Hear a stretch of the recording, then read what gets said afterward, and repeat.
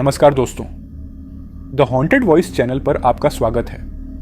अगर आप इस कहानी का पहला भाग अभी तक नहीं सुन पाए हैं तो पहले जाकर उसे सुन लीजिए। उसका लिंक आपको नीचे डिस्क्रिप्शन में मिल जाएगा। पहले भाग को सुने बिना इस कहानी को सुनने का असली मजा नहीं आएगा, इसलिए हम सुझाव देंगे कि आप पहले भाग को जरूर सुने। तो चलिए अब बिना कोई देरी किए आज की इस डरावनी कहानी को आगे बढ़ाते हैं। निर्मोही, तुम ठीक तो हो? आरव ने पूछा। हाँ, वो ऊंची आवाज में बोल ना सकी। तुम डरो मत, ये सब हमें रोकने की कोशिश हो रही है। मैं ठीक हूं, तुम गाड़ी भगाओ। हमें इस जगह से जल्द निकल जाना है। कुछ भी हो जाए तुम्हें रुकना नहीं है, निर्मोही ने चेतावनी भरे लहजे में कहा था। आरव ने बाइक की स्पीड बढ़ा दी, मगर वो सामने का दृश्य देखकर बुरी तरह बौखला गया था, क्योंकि आगे उनका रास्ता रोकने नेवलों की पूरी फौज आई थी। आरव सिर्फ 1 मिनट के लिए रुका। सिर्फ 1 मिनट पर दूसरे ही पल उसने दृढ़ निश्चय करके नेवलों के ऊपर से गाड़ी भगाई।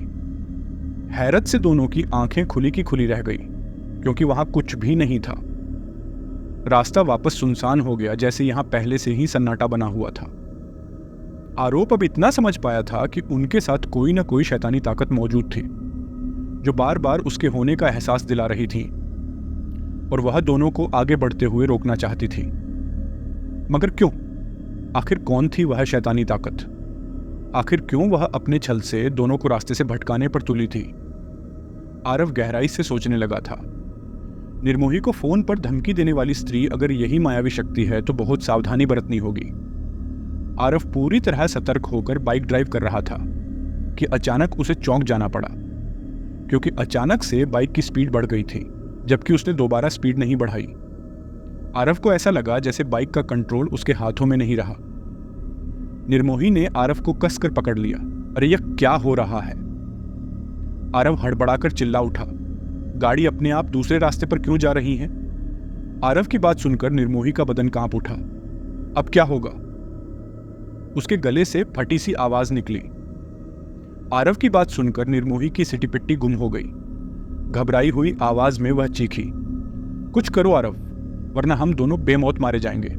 मैं गाड़ी को कंट्रोल करने की कोशिश कर रहा हूं, मगर नहीं हो रही। तुम घबराओ मत निर्मोही, सब कुछ ठीक होगा। मैं तुम्हें कुछ नहीं होने दूंगा। आरव निर्मोही को आश्वासन जरूर दे रहा था, पर बाइक को कंट्रोल करते करते उसके हाथ पैर फूल गए थे। फिर भी बाइक उसके कंट्रोल में नहीं आया था। यह सब क्या हो रहा है आरव? तुम बाइक को सड़क पर मोड़ने की कोशिश करो। मुझसे नहीं हो रहा निर्मोही। शायद अब ये बाइक वहीं जाकर रुकेगी जहां वो उसे रोकना चाहती है। मुझे तो अभी भी यकीन नहीं हो रहा कि मेरी बाइक मेरे कंट्रोल में नहीं है। आरव हकीकत को हजम नहीं कर पा रहा था। तुम मेरी बात सुनो, निर्मोही ने आरव के कान में मुंह ले जाकर कहा। मुझे लगता है वह हमारे साथ छल कर रही है। तुम उसकी मायाजाल को अनदेखा करो आरव। लगता है हम बिल्कुल सही रास्ते पर हैं। ये बदले बदले से नज़ारे जरूर उसी की कारस्तानी है। उसने हमें साफ साफ लफ्जों में कहा था, बकरे की मां कब तक खैर मनाएगी। मतलब कि वह हमें डरा रही है, जबकि उसे जो करना था वह कर चुकी है। निर्मोही की बात सुनकर आरव अचंभित था। उसके दिमाग में वही सवाल कौन था? इतनी सी बात मेरे दिमाग में क्यों नहीं आई? आरव को निर्मोही की बात बिल्कुल सही लगी। बाइक किसी और के कंट्रोल में होने की बात आरव ने दिमाग से निकाल दी। वह चुपचाप बाइक चलाता रहा। तेज रफ्तार से चलने वाली बर्फीली हवाएं दोनों के चेहरे पूरी तरह भीगो चुकी थीं। धीमी खौफ की लहर उसके बदन में दौड़ गई। अचानक आरव के कान बज उठे। भगाओ आरव, भगाओ गाड़ी। अचानक हवा के साथ आई फुसफुसाहट ने आरव को चौकन्ना कर दिया। आरव समझ चुका था वह फुसफुसाहट निर्मोही की बिल्कुल नहीं थी। अनजान रास्ते पर आरव बाइक को अंधाधुंध भगा रहा था। आखिरकार वह मिलन होटल तक पहुंच गया। वो जिस रास्ते से आया था वह उसके लिए बिल्कुल अनजाना था। मिलन होटल पर लोगों की भीड़ जमा थी। बीच पर नहाने आए लोगों में बात तेजी से फैल गई थी। लोगों के बीच वहां पुलिस भी मौजूद थी। आरव, चलो देखते हैं कौन लड़की थी जिसकी मौत हुई है और वो यहां क्या करने आई थी। हाँ, पुलिस के पास ही चलते हैं। वैसे भी हमारे पास बात करने की वजह तो है ही, आरव ने कहा था। बाइक को पार्क करके दोनों जहां पुलिस खड़ी थी उधर आगे बढ़े। लोगों की भीड़ को चीरते हुए दोनों आगे बढ़ रहे थे कि आरव की नजर अचानक निर्मोही की मम्मी पर पड़ी। निर्मोही की मम्मी को वहां देखने की उम्मीद जरा भी नहीं थी। पता नहीं वो यहाँ क्या कर रही थी। आरव ने निर्मोही का हाथ पकड़कर उसे आगे बढ़ने से रोका और बोला, तुम्हारी माँ होटल मिलन पर क्या कर रही है? हमें पता लगाना पड़ेगा। कहाँ है मॉम? निर्मोही के शब्दों में दुनिया भर का आश्चर्य उमड़ा आया। वह देखो, आगे खड़े पुलिसिया के ठीक सामने खड़ी है। पुलिस उनसे कुछ पूछ रही है। हमें खुद को सबसे बचाकर उनकी बातें सुनी होगी। निर्मोही ने फटाफट अपने मुंह पर दुपट्टा बांध दिया। आरव ने भी मास्क से अपना मुंह ढक लिया। बस हमें मां की नजरों में नहीं आना है। इतना बोलकर निर्मोही आरव के साथ आगे बढ़ी। उसकी मां इंस्पेक्टर से कह रही थी, मगर सर, मरने वाली लड़की कौन है? उसका पता लगाना जरूरी है। उसकी पहचान जितनी जल्दी हो सके मुझे बताया जाए। वह कौन है, यह बात जानना मेरे लिए बहुत जरूरी हो गया है। मगर क्यों मैडम? ऐसी क्या बात है इस लड़की में? आपकी कोई रिश्तेदार खो गई है? यह सारी बातें लड़की की पहचान होने के बाद में आपको बताऊंगी। फिलहाल आपसे रिक्वेस्ट है कि पुलिस अपना काम कर रही है मैम। हमारी कोशिश यही रहती है कि जितनी जल्दी हो सके मृतक की पहचान सामने आए, क्योंकि इसके बिना तो हम हत्यारे का पता कैसे लगा पाएंगे। कभी कभी ही ऐसा होता है कि लाश की पहचान नहीं हो सकती। ऐसी स्थिति में मरने वाले का कोई वारिस नहीं होता।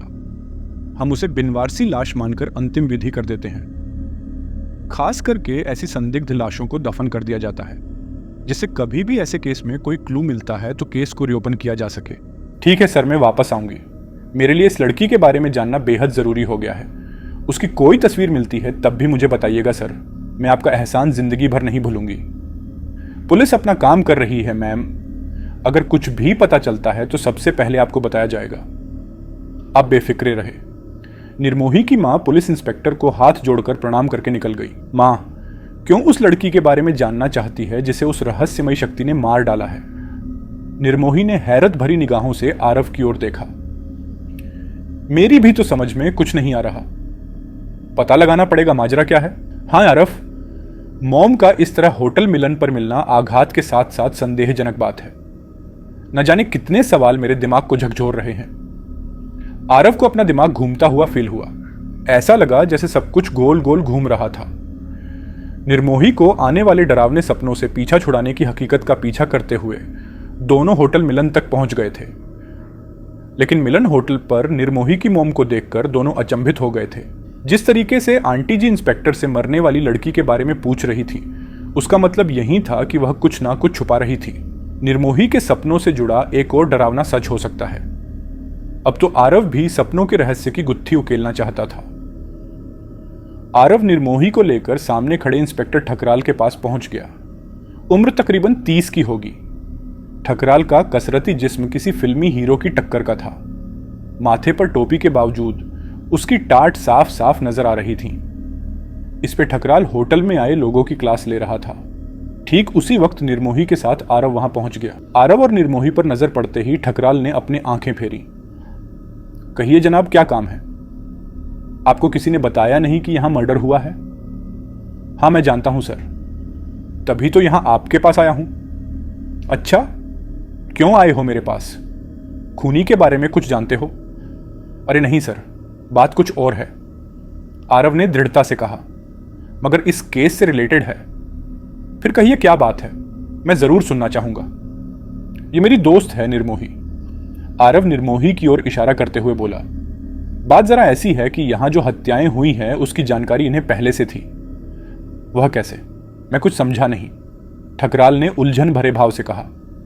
साहब, निर्मोही को डरावने सपने आते हैं। कुछ दिनों से निर्मोही एक ही सपने को बार बार देख रही है, जिसमें एक इंसान उसे मिलन होटल के रूम नंबर 401 में मिलने आता है और फिर वह अनजान शख्स निर्मोही को खौफनाक मौत देता है। कल रात भी उसने यही सपना देखा था। आखिरकार हम लोगों ने सच्चाई का पता लगाने होटल मिलन का कमरा नंबर 401 बुक करने की ठान ली। लेकिन रिसेप्शनिस्ट ने बताया कि 401 में एक कपल रुका था, जिसमें से लड़की को किसी ने बेरहमी से मार डाला है। तब हमें यकीन हो गया कि यह सपने वाला हादसा साधारण घटना नहीं थी। क्या यह बात सही है? इंस्पेक्टर ठकराल अब निर्मोही से मुखातिब हुआ। जी हां सर, आरव जी ने कहा। एक एक लफ्ज सच है। कल रात मैंने सपने में मिलन होटल के कमरा नंबर 401 में मौत का मंजर देखा था। फर्क सिर्फ इतना था कि उस लड़की की जगह पर मैं हमेशा खुद को देखती आई हूं। माय गॉड, तुम्हारा कहने का मतलब है तुमने सपने में खुद तुम्हारा मर्डर होते हुए देखा है? हाँ सर, निर्मोही ने संजीदगी भरी आवाज में उत्तर दिया। बुरी तरह चौंका था ठकराल। उसकी आंखें बल्ब की मानिंद चमक उठी थीं। क्या बात कर रहे हो मियाँ? इतनी होनहार शख्सियत मेरे सामने खड़ी है, जरा विस्तार से बताइए, तब जाकर मेरी खोपड़ी में कुछ उतरेगा। आपका यह कहना है कि मिलन होटल के रूम नंबर 401 में हुआ मर्डर मेम साहब ने एक दिन पहले सपने में देखा। एक ही बात को कितनी बार दोहराएंगे सर? मैंने वही कहा जो आपने सुना। बड़ी हैरानी की बात है, तुम्हें नहीं लगता ये कुछ ज्यादा है? इंस्पेक्टर ठकराल ने अपनी दाईं आंख दबाते हुए कहा। मुझे मालूम था सर कि आप हमारी बात पर यकीन नहीं करोगे, निर्मोही ने विकरात की आंखों में आंखें डालें कहा। हम ऊपर नहीं गए क्योंकि हम जानते हैं आपने होटल को पूरी तरह सील करवा दिया होगा। इसलिए मुझे कहने में कोई झिझक नहीं है कि मरने वाली युवती के चेहरे की चमड़ी उधेड़ ली गई है। दाईं साइड पर युवती की पसलियों के पास उसके बदन में आपने एक होल देखा होगा। पोस्टमार्टम करवाकर देख लेना, आपको समझ जाओगे कि युवती का हृदय गायब है। तब जाकर आपको मेरी बात पर यकीन होगा। आपने तो सारा मजा ही गिरगिरा कर दिया। मेरे दिमाग में खलबली मची हुई है। कैसे? मगर कैसे हो सकता है ऐसा? निर्मोही की बात सुनकर ठकराल ने अपने माथे के पिछले हिस्से में थपकी मारते हुए कहा, देवा रे देवा, ये तो गजब हो गया। अब तो मुझे तुम दोनों पर भी डाउट होने लगा है। कहीं तुम दोनों मिले तो ये मर्डर प्लान नहीं किया ना? इतना बोलकर ठकराल जोर जोर से हंसने लगा। हमारी बात को मजाक में मत लीजिएगा सर, कुछ होलनाक घटनाएं घट रही हैं। हम दोनों उस रहस्य की तह तक जाना चाहते हैं। जरूरत हो वहां आप भी हेल्पफुल होंगे तो किसी की जान बचाई जा सकती है। देखो बरखुरदार, अब तक तुम दोनों ने जितनी बातें बताई बिल्कुल सही है। वैसे आपके सपने वाला तुक्का मेरे दिमाग में फिट नहीं बैठ रहा था, मगर तुमने मृतक युवती के हुलिये के बारे में बताकर मुझे चारों खाने चित कर दिया है। इसलिए मैं तुम दोनों के कार्य में इंटरेस्टेड हूं। तुम दोनों को जो कुछ जानकारी मिलती है मुझसे शेयर करते रहना। अब बताओ, तुम दोनों क्या करना चाहते हो? ठकराल दोनों की बात पर भरोसा कर लिया। सबसे पहले हम मरने वाली युवती को देखना चाहते हैं। ठीक है, चलो मेरे साथ, कहते हुए इंस्पेक्टर ठकराल निर्मोही और आरव को मिलन होटल के रूम नंबर 401 में ले गया। कमरे में घुसते ही दोनों की नजरें डेड बॉडी पर पड़ी। उसका चेहरा लहूलुहान था, जैसे किसी ने नुकीले नाखूनों से उसकी चमड़ी को नोच नोच कर उधेड़ लिया था। उसका आधा बदन चद्दर से ढका हुआ था। दोनों को समझते देर न लगी कि युवती का शरीर पूरी तरह अनावरण है। जमे हुए लहू से दागदार हुए चेहरे पर मच्छर भिनभिनाने लगे थे। उसका हुलिया देखकर निर्मोही भीतर तक कांप उठी। जिस तरीके से शैतान ने सपने में उसके बदन से चमड़ी उधेड़ रहा था, ठीक उसी तरह युवती की चमड़ी उतर गई है। नाखूनों से उसके बदन को नोचा गया है। उसकी आंखों के तो बड़े बड़े सफेद गोले नजर आ रहे थे। ऐसी खौफनाक मौत ने निर्मोही को पूरी तरह हिला डाला था, क्योंकि यह वही मौत थी जो निर्मोही से रूबरू होने वाली थी। देखा आरव, तुम मेरी बात को नहीं मान रहे थे। मैंने कहा था ना, मेरे सपने का कोई तो रहस्य है। जिस तरीके से बार बार मुझे एक ही सपना आ रहा था, मैं समझ गई थी कि ऐसा ही कुछ होने वाला है। इतना कहकर निर्मोही ठकराल की ओर घूम गई। ठकराल सर, आपने सिक्योरिटी देख ली? कौन आया था, यहां कुछ पता लगा? ठकराल के चेहरे पर विवशता छा गई। हाँ, मैंने सिक्योरिटी चेक की है, सीसीटीवी फुटेज भी देखे। हैरानी की बात यह है कि उस कमरे में वह लड़की खुद अकेली आई है, और अकेली ही रही है, समझ में नहीं आता। फिर उसकी हत्या किसने कर दी? ठकराल की बात सुनकर निर्मोही के चेहरे पर रहस्यमयी मुस्कान दौड़ गई। समझ में नहीं आता। जब वह लड़की रूम में अकेली ही आई थी तो उसकी हत्या किसने कर दी? ठकरात भन्नाया हुआ था। बुरा ना माने तो एक बात कहूं सर? निर्मोही ठकराल से मुखातिब हुई। जी जरूर कहिए।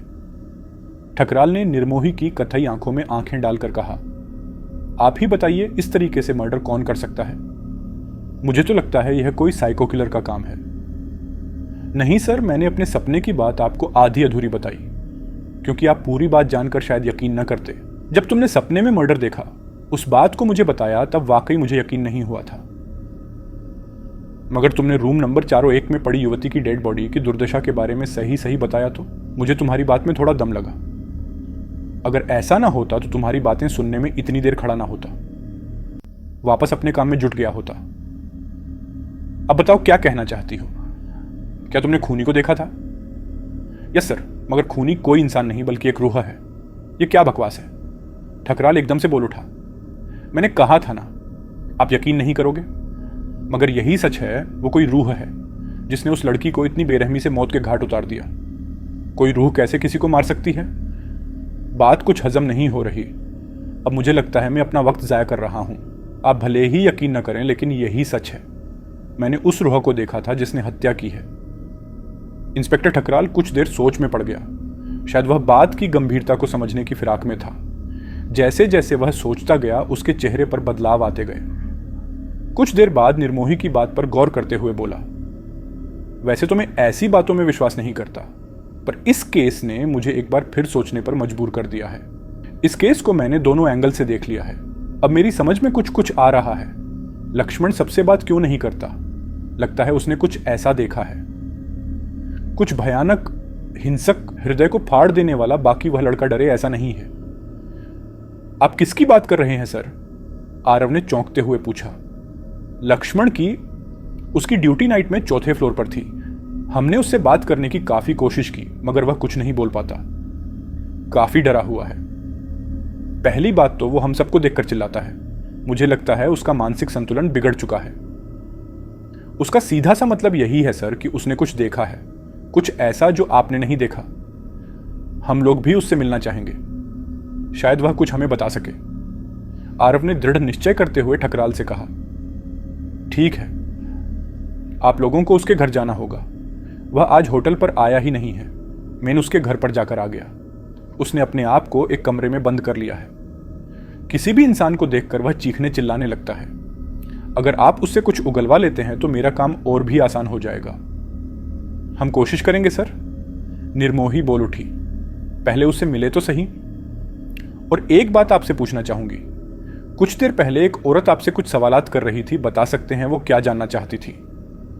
ठकराल को अचानक 40 साल की महिला आंखों में घूम गई, जो कुछ देर पहले उससे मिलकर गई। कमाल की बात तो यह है कि वह भी आपकी तरह मृतक लड़की के बारे में जानना चाहती थी। वह कह रही थी कि लड़की की शिनाख्त होते ही उसे बताया जाए। उन्होंने आपसे यह नहीं कहा कि वह मृतक लड़की के बारे में क्यों जानना चाहती थी? आरव ने ठकराल पर नजरें टिकाए रखते हुए पूछा। उस महिला ने कुछ बताया तो नहीं है, लेकिन मेरे ख्याल से उसका कुछ अपना खोया होगा। ऐसी बेकरारी उसके चेहरे पर साफ साफ झलक रही थी। वह मुझसे विनती करके गई है कि मृतक लड़की के बारे में कोई भी जानकारी मिले तो उस तक पहुंचाई जाए। मेरी मां थी। निर्मोही ने ठकराल के होश उड़ा दिए। क्या बात कर रही हो? तुम दोनों मां बेटी ने यह क्या लगा रखा है? बारी बारी से मृतक के बारे में पता लगाने की कोशिश तुम दोनों ने क्यों की, जबकि यह काम कोई एक भी कर सकता था? नहीं सर, मैं यहां आई हूं। यह बात मॉम नहीं जानती। मुझे डरावने सपने आते हैं, ऐसा मैंने कभी मां को बताया नहीं है, क्योंकि मैं उन्हें परेशान नहीं कर सकती। मेरी तन्हाइयों का वही एक सहारा है। आज उन्हें यहां देखकर मैं और आरव भी चौंक गए। तो दोस्तों, कहानी अभी भी बाकी है, लेकिन अब हम सीधा पहुंचेंगे इस कहानी के आखिरी हिस्से में। आपको इस कहानी का आखिरी भाग यानी अंतिम हिस्सा यहीं द हॉन्टेड वॉइस चैनल पर सुनने को मिलेगा। इसलिए चैनल को अब भी सब्सक्राइब करें और इस वीडियो को लाइक कर दें, ताकि आपसे अगला भाग मिस ना हो। तो दोस्तों, मैं आप सभी से मिलूंगा अगली वीडियो में इस कहानी के आखिरी भाग के साथ। तब तक के लिए बने रहिए हमारे साथ और इस डरावनी यात्रा का आनंद लेते रहिए।